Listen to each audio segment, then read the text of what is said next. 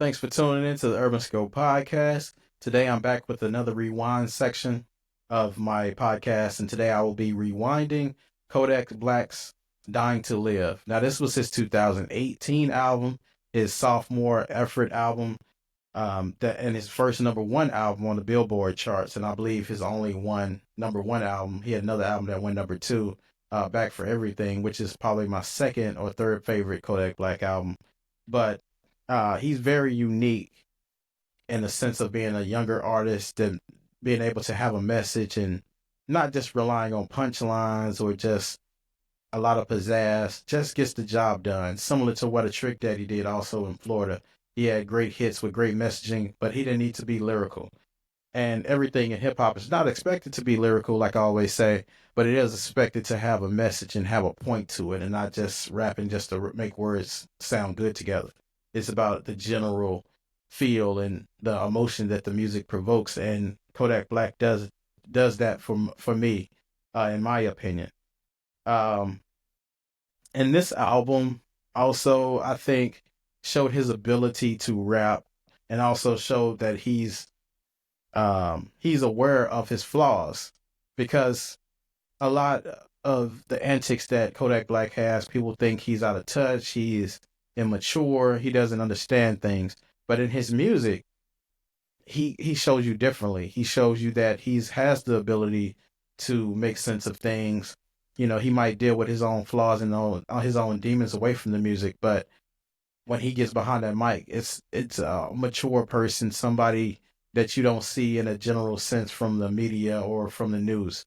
So he does have that ability, and this album showed that. His first album, Painting Pictures, he showed a little bit of that as well. But you know, the first album or the freshman album, um, a lot goes into that, so it's seen differently. But the sophomore album, he's able to paint a different picture, no pun intended, with the title from his freshman album. But that sophomore album, this sophomore album, Dying to Live, kind of it gave you a glimpse into his life, into his world, and how he feels about things, and just his general synopsis on stuff.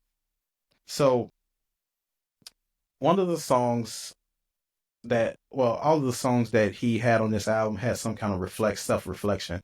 But I want to talk specifically about songs like Malcolm XX, Needing Something, and Testimony, which was the intro in the album. How he reflected on his life and realized his shortcomings and was able to vocalize those through the music.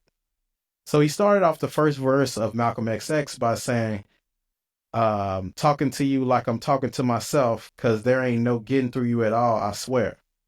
So he's basically saying that he was talking to a friend about, being positive and doing the right things, but at the same time, he's not living that and he's just not practicing what he's preaching, but he wants to get there.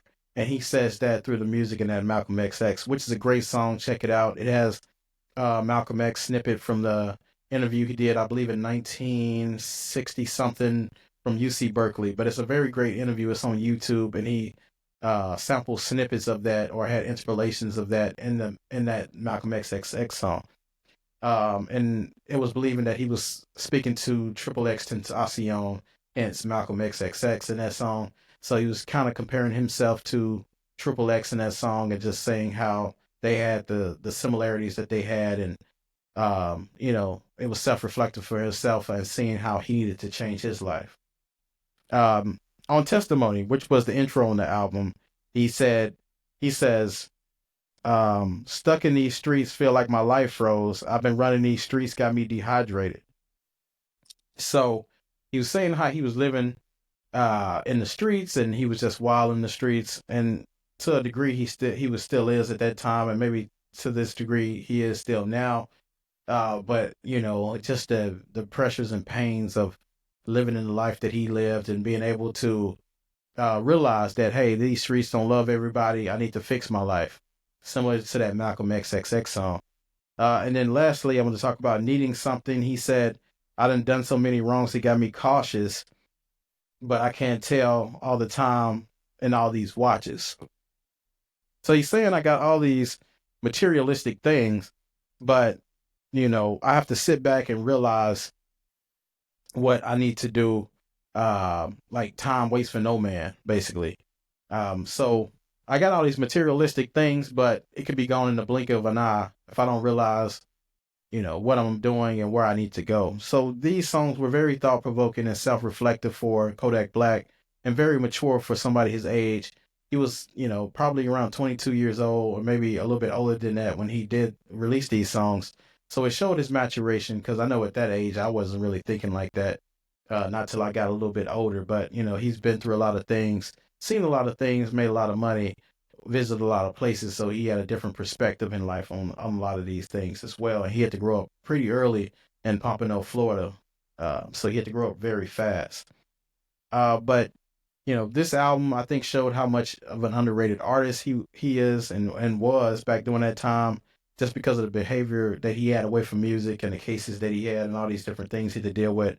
But he's definitely one of the best rappers of his era. And like I said, he's underrated. I'm not putting him up there with a J. Cole or a Kendrick Lamar or Drake or anybody like that. But he can hold his own. He can rap. He's not a pushover. He's not a slouch. He's definitely, you can tell he's hardworking and has a very great talent in the music that he makes. So and his ability to paint a picture too. I know I keep talking about that, but his solo album "Paint a Picture" wasn't by accident. His name Kodak Black became, because he said he could paint a picture so well. But it's so vivid in the music when you hear his lyrics. He's able to paint these pictures, and that's what an artist is. Not just being able to make words sound nice together, but being able to tell a story like nobody else could. Because everybody can tell a story, but it's the way you tell it, the way it makes sense. The way a Boosie can go on Vlad, and some artists can, and it sounds better when Boosie does it because he can tell a story. He can paint a picture. He's an artist at the end of the day. And that's what Kodak Black is, just being able to be so vivid with the storytelling to make it feel like you were there or you've seen it happen live. That's what make these artists so unique. Um, and his range on this album as well. And I love talking about the range because, like I said, you always have to appease different audiences, and everybody doesn't have the same taste. So he had party songs on this album like Gnarly and Z. That was a great song that everybody had memes to and had all these different videos to. But he also had writer music too, like In the Flesh and From the Cradle, where he kind of talks about his life and how it could have went wrong. But most of these songs, like I said, were reflective and just thought provoking for himself. The Malcolm XXX, the Testimony, the Closer to the Grave, and Calling My Spirit. So he had a lot of great songs in his album and a lot of self reflection, similar to um, Snoop Dogg's Doggy Style when he had Murder Was the Case, and he was thinking about painting a picture of what happened with his case and how it could have went wrong, and it would change the trajectory of his life forever if it went a different way. Um, but great project. He's definitely solidified as one of the greatest artists or greatest rappers of his time and his era, for his age group. But if you haven't listened to the album, check it out. But as always, until next time, I'll see you next time.